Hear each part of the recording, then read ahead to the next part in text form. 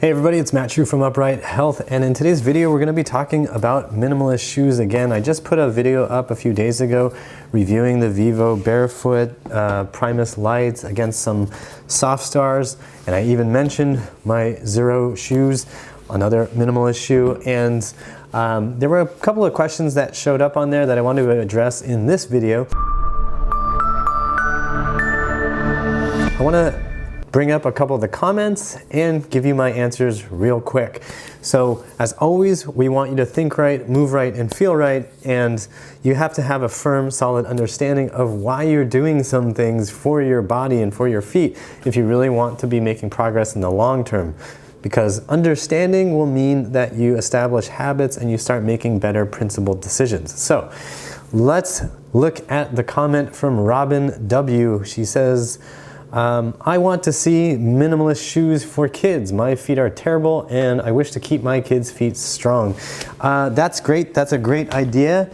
I personally keep my kid in pretty minimalist shoes. These are little moccasins from Robeez, R-O-B-E-E-Z, that seem to work pretty well for him. He's really liked these. As he's getting bigger though, I'm having trouble finding minimalist shoes. I will throw some links in the description box to some kids brands that I think seem to be okay. Katie Bowman, who is a biomechanist, has a lot of good recommendations. I'll link to that also. There are some shoes like rain boots and stuff that work really well for kids. The main idea here is you don't want to put your kids' feet into these big fat blocks of rubber that don't allow their foot muscles to work. Which brings us to the next question, which was from a user 49616E. Probably the best username on YouTube. And this person asks, what are the benefits of switching to these types of shoes, these minimalist shoes? Are they more comfortable to walk in than the regular shoes with thick soles? My other concern is they don't seem to provide adequate protection against sharp objects such as nails or glass. So 49616E is probably living in a maybe not the best neighborhood, or has to walk through some shady alleyways with a lot of stuff. But it's a legitimate concern. When you're looking at shoes, like these are the Sofstars, you can see again, if you haven't watched the other video, just how thin they are. These are literally millimeters thick. It's 2.5, maybe 3 millimeters thick when you consider the adhesives and whatever that are keeping the sole on there.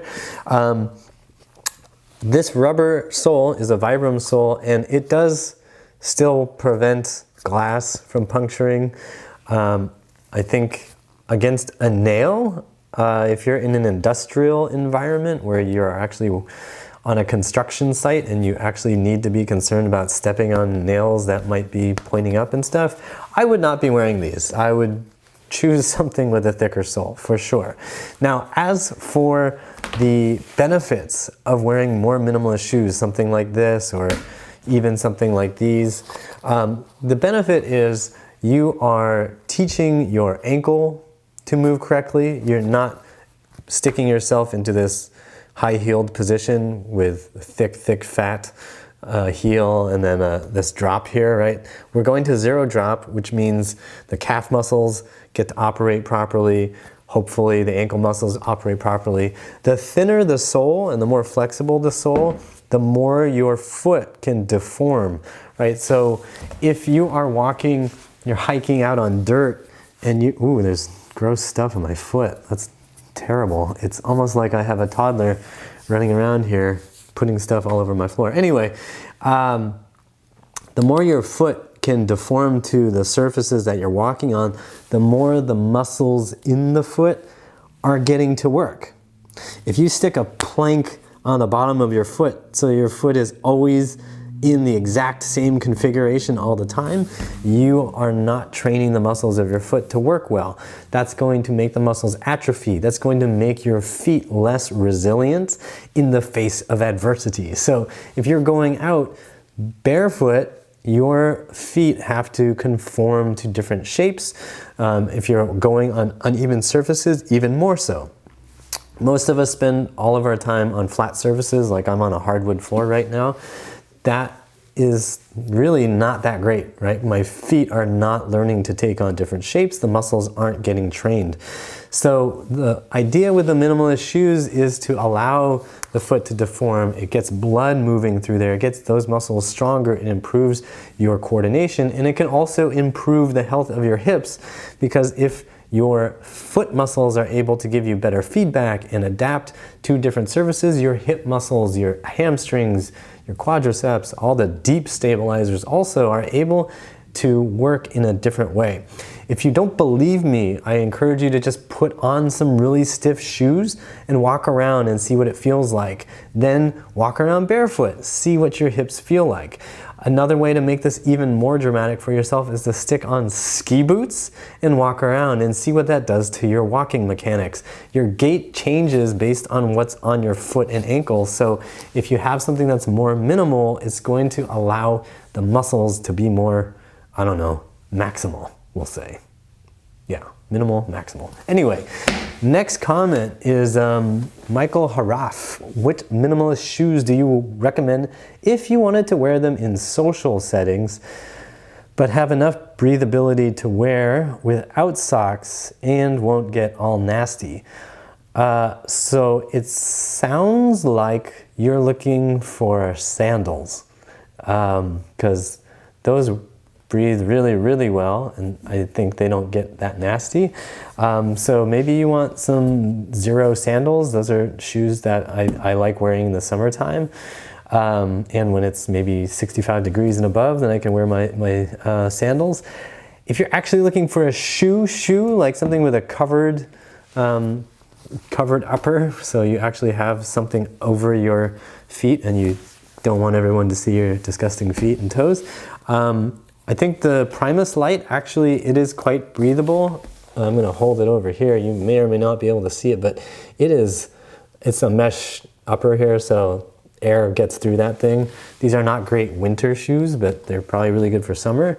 As far as not getting nasty without socks, I've never had good luck with any type of footwear besides sandals and no socks and not getting nasty. I'm not sure that that's, in fact, I'm pretty sure it's not the fault of the shoes that they get nasty if you're wearing them without socks, because the socks really make a difference. I've done that test with hockey skates, I've done that with shoes. If I go no socks, the footwear will stink, and I don't know what you can do about that besides wearing socks. So I just wear no-show socks. Also another pair, the Softstar shoes that I talked about. If you're getting them with the perforated leather, those are breathable in the Primal Run Amok. The Mach 3 has a lining on the inside, so it doesn't breathe as well, but the running shoe does have breathability because there's no lining. But again, it kind of looks a bit like a bowling shoe, so that's your call on style. If you want something that does look more modern, then I think the Vivobarefoot's good to go. Again, link in the description box. It's probably the most normal, modern looking, cool trainer that you can wear that is also minimalist. I'm going to put that aside, and then we're going to look at the next final comment, which is from a user going by the letter T. And that is, the price of these shoes is still ridiculously high considering the amount of material used. Realistically, Vivobarefoot has no direct competition since their shoes are the only ones that don't make you look like a weirdo, hence why a pair of thin trainers like these cost over $100. And there was another comment on the video too. I don't have the username in front of me, but basically that user was also quite upset. That guy was quite upset about how expensive these things are. And I also don't really like the price on these shoes. They are pretty pricey. That said, when you look at what your other options are for shoes, it starts to make a little more sense. So when you see people buying Jordans, those are way over $100, $200 sometimes, $300 sometimes. Those are shoes that are making a specific statement about what that person cares about and all that stuff, right? When you're buying minimalist shoes, you are also kind of making a statement, and I don't really want to get into all the discussion about, you know, being consumers and what those consumer choices say about us as individuals, because that's just a really long, hairy topic. But if you're trying to wear shoes that perform a certain function, like you're trying to get from point A to B, you want to be able to run, you want to be able to do athletic things without having to wear really stiff soles, you really don't have a lot of choices. And I think this person's right. Vivobarefoot pretty much has a good lock on the style for minimalist shoes. So that's why I end up with, you know, the Primus Lites. That's why I have their hiking shoes, their Primus Firm Ground. That's why I have a bunch of their boots. It's because they still look pretty good and they serve a function. And when I compare them to other options that are, you know, equally stylish but then don't meet any of the minimalist requirements, then the pricing at some point becomes moot. Especially as an adult, I'm not going to be buying a whole bunch of shoes all the time. As a kid, I would have a very hard time paying $90 for a pair of Vivobarefoot kids shoes for my son every couple months. That would be crazy to me. But as an adult, I don't need to own a million pairs of shoes, so having a couple pairs of shoes that do what I need them to do, it starts to become worth it, rather than, you know, getting a bunch of you know, Converse shoes that don't feel good, or whatever other shoes that just don't fit the requirements. And then Woodman AK07 asked about the toe shoes, the Vibram 5-finger shoes. Those are shoes that I have worn before.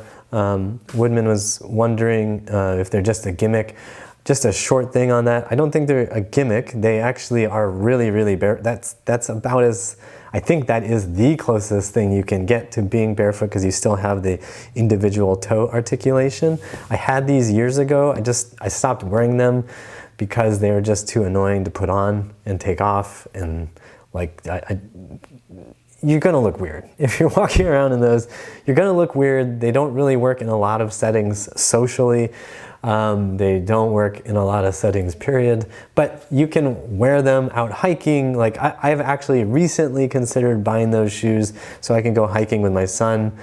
At that point, I don't care how I look. And then maybe as he becomes a teenager, I could keep wearing them and embarrass the crap out of him. Anyway, they do work. I don't think most people's feet are ready to just jump into that and go walking on concrete. I know mine probably are not, but they would be fine for, you know, walking around in the dirt and just kind of giving yourself some foot protection while you're walking around somewhere, and also giving yourself maximum potential foot mobility. So those are the comments. Those are my answers. I hope you find some of these helpful. If you are wondering more about this topic, you want more information, highly recommend Katie Bowman's books about barefoot stuff for your feet. I will link to those books, or at least to one of those books, down in the description box. She's got some great information on that, and it's definitely worth reading those books to understand your feet and the rest of your body.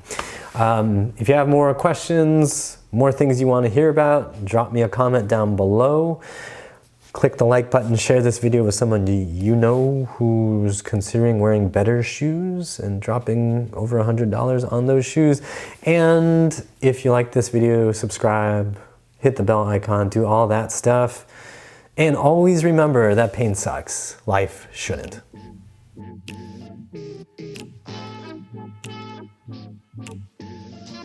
Every time.